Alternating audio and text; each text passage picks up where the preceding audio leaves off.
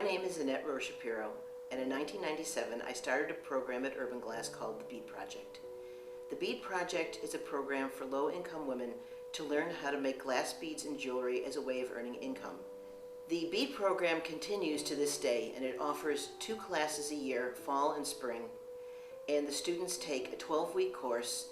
They learn how to make beads, but they also learn how to make jewelry and how to market and sell their work, which is a very important component of the program.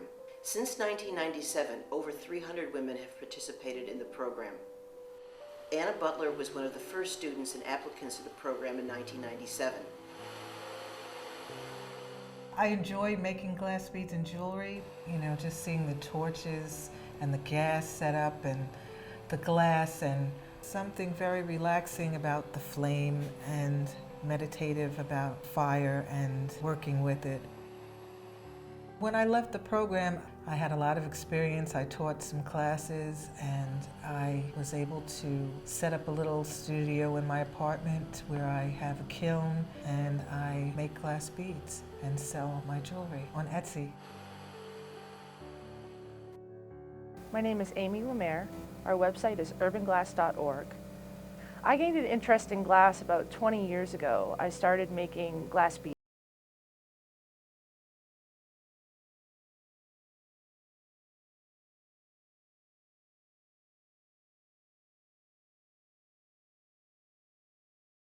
City, if not in the country.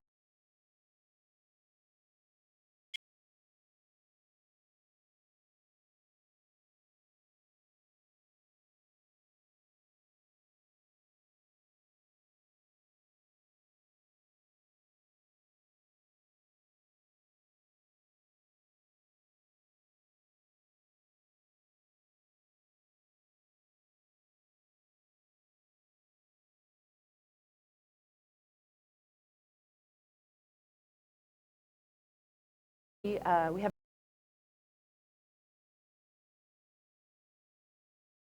have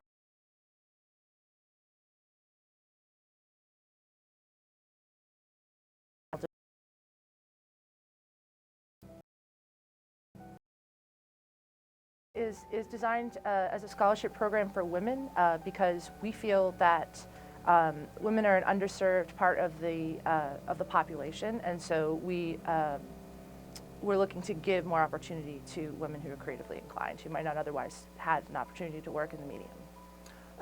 If you would like to learn more information about the Bead Project or apply, you can find our application online at urbanglass.org. We do 2 cycles of Bead Project a year. Each cycle is 10 weeks long, and we run one in the fall session and one in the spring session. The Bead Project is a 10-week long scholarship class, and that class is broken down into, each week we do 1 hour of business practices and 3 hours of studio, and with the option to work outside of class time additionally in the studio. So during the business component of the class, we go through how to put together a business plan in 10 weeks, and we discuss other topics that are related to starting and maintaining a business, such as sales etiquette, identifying your clients, pricing your work, licensing and copyrights, and putting together a press pack, And we address other topics too, like how to give an interview, how to work with the media, how to publicize your work. And in the studio, the ladies use the process of flameworking. And everybody in the class is given a toolkit with all of the glass and tools that they'll need to design and produce a flamework jewelry line. We also have lots of different jewelry findings, and so towards the end of the class, we go also into how to put the beads into, how to make the beads into jewelry. And then on the final day, we have a trunk show down in the gallery where everybody debuts their jewelry line. One of the really wonderful parts of the Bead Project is we make a souvenir exchange bracelet where everybody, all of the students in the class make a series of beads, usually about 14 or 15 beads, and then on the last day, we exchange all the beads and put together bracelets which contain one bead from every member of the group. One of the highlights of my time at Urban Glass has definitely been working with the Bead Project. I look forward to spending time with that group every week, and it's just it's a recharge for the soul, and I get a lot out of hanging out with them. Right. Yeah, every cycle is so unique. We really try to curate the group to kind of have a people from different backgrounds so that we can really form a strong community and learn from each other and offer a lot of different perspectives. And that's been one of the real highlights too, is just the chemistry of the group. It sort of takes on its own momentum, and I'm just sort of along for the ride. Hello, my name is Rosita Walsh, and I was in the first Bead Project class, sponsored by Urban Glass, created by Annette Rose-Shapiro, who was also the instructor. I first realized about glass bead making when I saw an article in Laboratory Journal one day. The front cover were the beads of Christina Logan. When I saw that, I said, oh my gosh, that's the prettiest thing I've ever seen. How does one do that? Well, a few weeks later, I'm reading the Brooklyn Eagle. And what? Bead Project. Learn glass bead making. Help supplement your income. I couldn't believe what I was reading. I filled out the application, went for the interview, and was picked in the first class. Well, there was a book by Paul Stankard, and when I looked at his, I said, I can't believe someone's doing nature with glass. Oh my God, I gotta practice this. I gotta figure out how to do this myself. One day Annette came to me, she says, oh, we're gonna have a special person to come speak to us. And I says, oh, really, who? She said, Paul Stankard. I said, Paul Stankard? Well, I almost hit the ceiling because that's like the person I needed to see. Well, I tell you, when he showed you how to make those beautiful florals, I watched his hands while everybody just listened to him talk and watch his face. It really taught me about the business aspects of it, of really promoting, of pushing yourself out there, getting business cards and things like that. I've even had my website is The Flaming Garden. I've enjoyed bead making, glass working, and I still to this day, as you see, as soon as this is over, I'm going back on my torch because I have orders to fill. Thank you very much. Ciao. My name is Freddie Brown Carter. I'm part of a collective at St. Mary's Church. So the website is the St. Mary's Makers Guild. And if you go to the St. Mary's website, it comes up. St. Mary's Church, Harlem.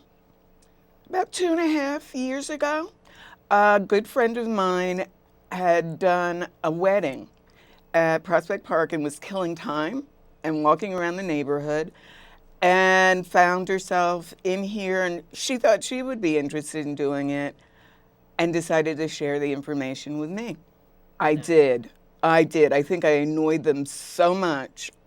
They accepted me the first time. I had a lot of trouble with the website, and I was calling, and how do you send stuff in? Should I bring it in? And part of me figures it was easier to take me the first time than have me continue. The Bead Project, part of Urban Glass, I think this is its 20th year. It, for me, was an opportunity to start doing a kind of artwork I probably wouldn't have been able to do because of the cost. And I think that's part of their mission, is sharing this particular kind of art, this particular craft, with women in particular who wouldn't have an opportunity to do it otherwise. I was in the Bead Project class of 2016, and it's a 10-week process, which isn't nearly enough, by the way. Each class focuses on a particular skill. At the beginning, Amy will demonstrate the skill, and then you have an opportunity to try it on your own. There's usually a teacher's assistant, and my class, there was a teacher's assistant and an artist in residence, somebody you can ask questions of, and someone that has gone through the process not too long ago. So was it only creating beads, or did you touch upon other things as part of the project? The thing that in some ways was even or equally as important as learning to make beads was developing a group of like-minded women who were interested in the arts, women who were interested to one degree or another in making businesses. I think it varies among class which way it goes, people who lean more towards business or more towards the pure art. But I think a lot of artists can be very isolated, and it was definitely a way of building community. Okay.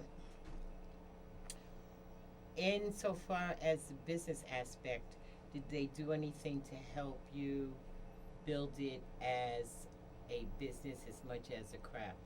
I think they're just starting to build actually that part of the program out, the part of the program that's focused on making a business. But what happened every week was part of the class time was spent in business practices, from how to put together a website, how to take pictures, how to pitch yourself to different companies, how to think of your work. Are you looking at making magazine quality, or are you doing stuff for young girls? And you get to make lots of choices, and it ain't over till it's over. I am a badass old lady, and I am thrilled with having the opportunity. So my name is Lily Burgos. My artist name is Miss Lily B. My website is misslilybee.com, and I am currently as Just B at etsy.com. And on Instagram, I am under Miss Lily B. I enjoy bead making because there's something about learning the process of a new material and learning how it works under different conditions and how it melts and how it works under different temperatures is something that you have to work intuitively. There's no numbers or dials on a torch. It's nothing that anyone can tell you, well, you set it to number 1 or number 2 or number 3 or a degree or a temperature. So it's really something that you have to learn intuitively. It's learning by trial and error and process, and you have to have a real relationship with your torch, with the fire, with the flame, with the gas, and with the material itself. So it's very gratifying because you go through this whole process, and at the end of it, you actually see something that you made. Hoping that in the future, this is an impetus for me to continue my education in glass. It's just opened up a whole new world for me, in which now I just want to soak everything up and just want to learn everything. I am just like want to devour everything.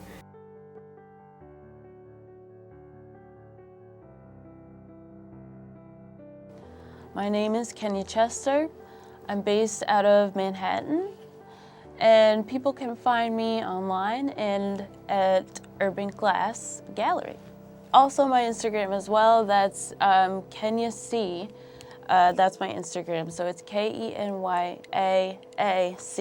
Well, I actually studied at Rochester Institute of Technology, RIT in upstate New York. I studied industrial design, and through those years we took a class called sustainability, which basically is the potential to renew a source. How recyclable is that material that you are using, which comes in handy in many different cases. And in my case, when I initially applied for the Bead Project, I was immediately interested in the sustainability aspect of the material, and I was really eager to see how I could experiment with possibly recycling. And I believe in 2015, that's when I got accepted into the Bead Project for the winter session with Amy and Maria, which was amazing.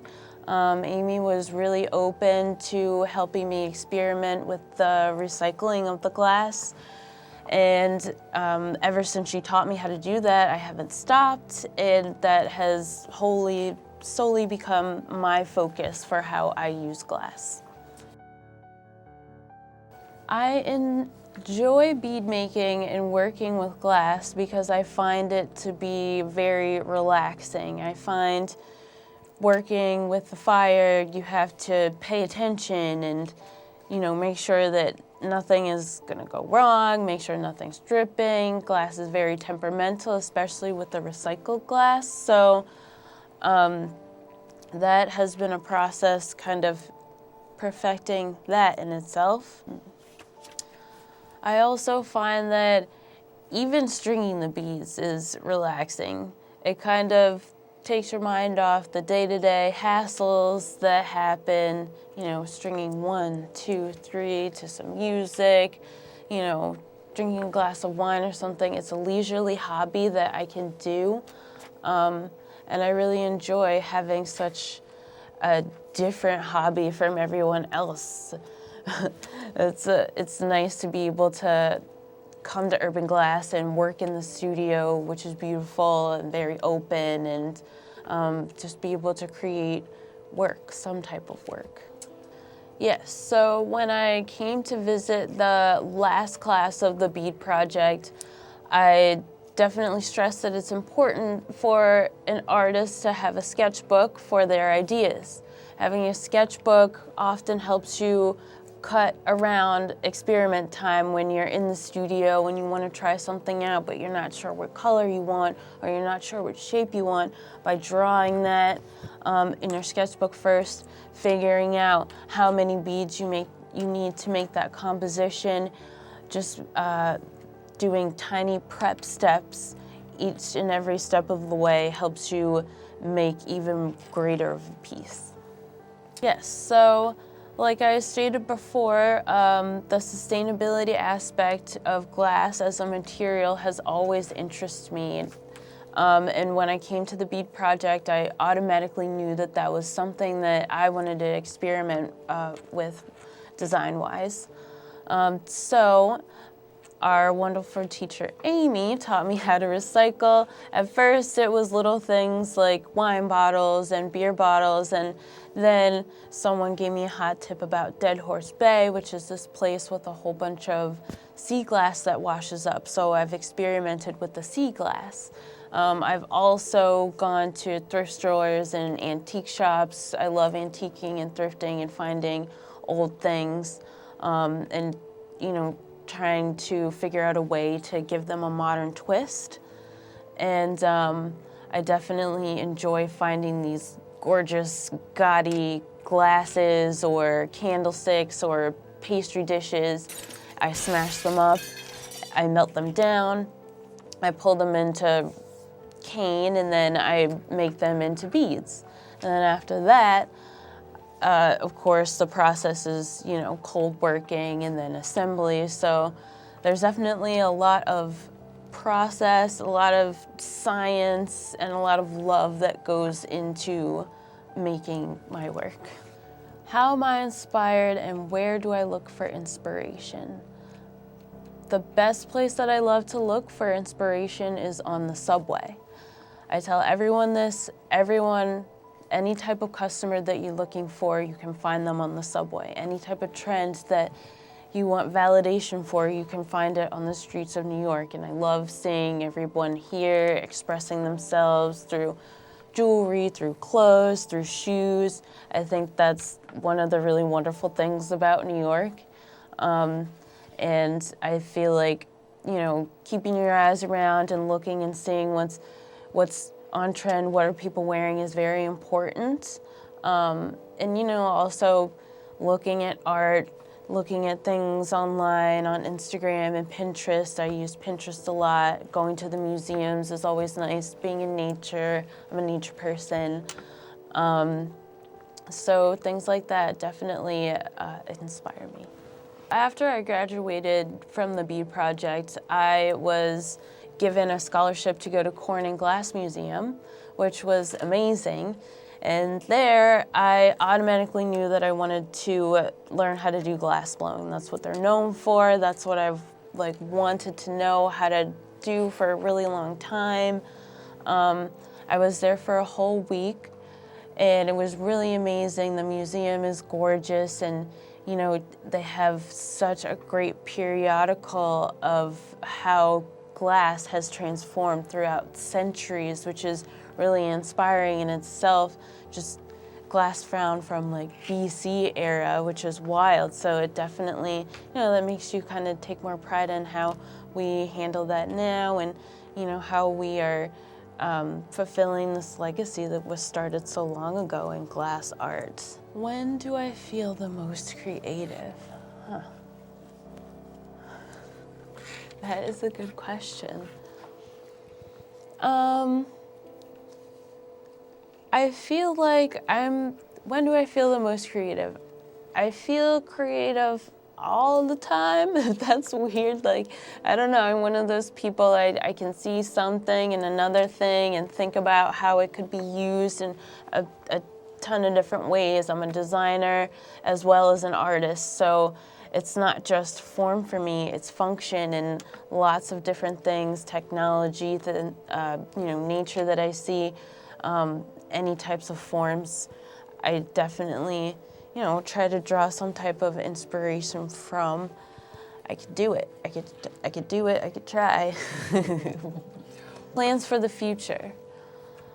My plans for the future are basically to maintain working in the studio, perfect my skills, work on my craftsmanship, sustain myself as an artist. That's definitely what's important to me, bottom line.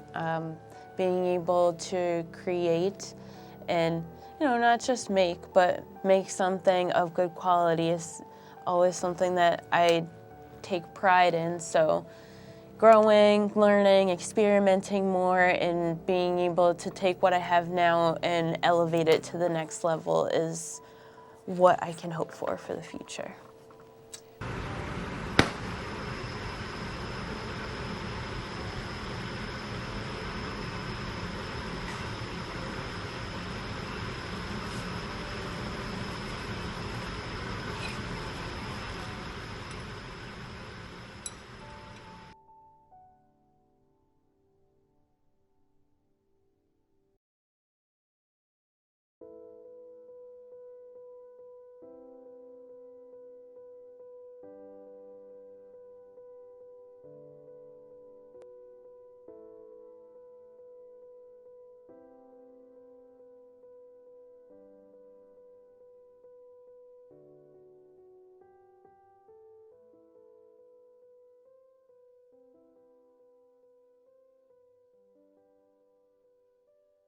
Hi, I'm Beryl Benbow, the executive producer of the short doc about the 20th anniversary of Urban Glass's Bead Project.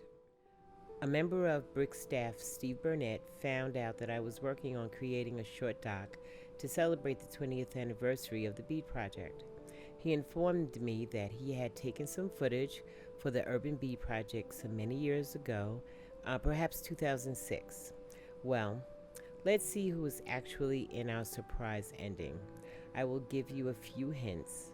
She was a panelist in 2015 at the Austin Film Festival. More recently was listed in the playlist's 10 Screenwriters on the Rise in 2013. She was a member of the Marvel Writers Program from 2009 to 2011, where she first began developing Guardians of the Galaxy.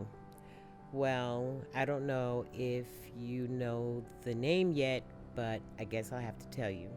Nicole Perlman. Well, the question they asked her at the Austin Film Festival was, what was your last job before becoming a full-time screenwriter? She stated, up until 2006, I ran a nonprofit program in Brooklyn called the Bead Project. It was a hot glass workshop series held at Urban Glass, wherein economically disadvantaged women learned how to use torches to do flamework bead making, silversmithing, and small business development, all free of charge.